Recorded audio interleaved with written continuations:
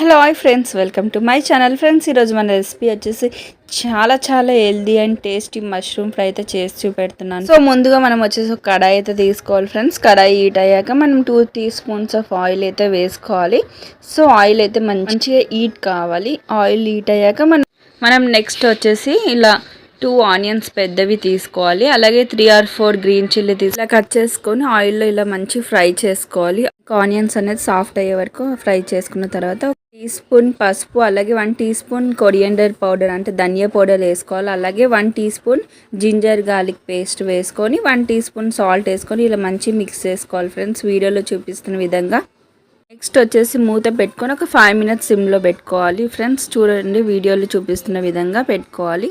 After 5 minutes ఇలా అయితే అవుతుందండి. తర్వాత వచ్చేసి మనం మష్రూమ్స్ అయితే ఫ్రెష్గా వాష్ చేసుకొని ఫ్రెష్ మష్రూమ్స్ అయితే తీసుకొని ఇలా యాడ్ చేసుకోవాలి. 200 grams అయితే నేను తీసుకున్నాను. ఇలా ఫ్రై చేసుకోవాలి మంచి మిక్స్ చేస్తూ.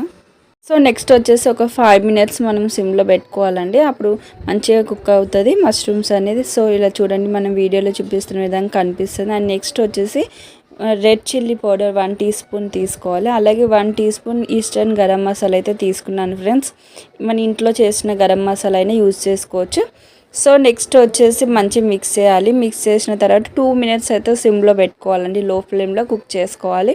అండ్ లో ఫ్లేమ్లో కుక్ చేసుకున్న తర్వాత ఇలా ఫైనల్ కోటింగ్ కోసం వచ్చేసి నేను కొత్తిమీర అండ్ కర్రీ లీవ్స్ అయితే వాడానండి.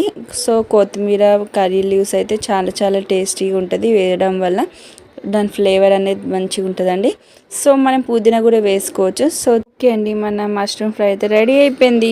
ఇంకెందుకండి లేట్, మీరు కూడా ఇంట్లో ట్రై చేయండి. మష్రూమ్స్ తెచ్చేసి ఇంకా ఫ్రై చేయండి ఫ్రెండ్స్, చాలా ఎమ్మీగా ఉంటుంది నిజంగా చెప్పాలంటే. సో నా వీడియో ఎట్లుందో లైక్ చేయండి, కామెంట్ చేయండి.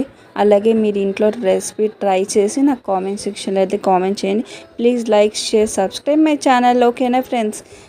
చూడండి, నేను వేడి అన్నంలో ఎంత బాగా కలుపుకొని తింటున్నాను. నాకు ఆకలి వేసేస్తుంది. Bye bye, take care.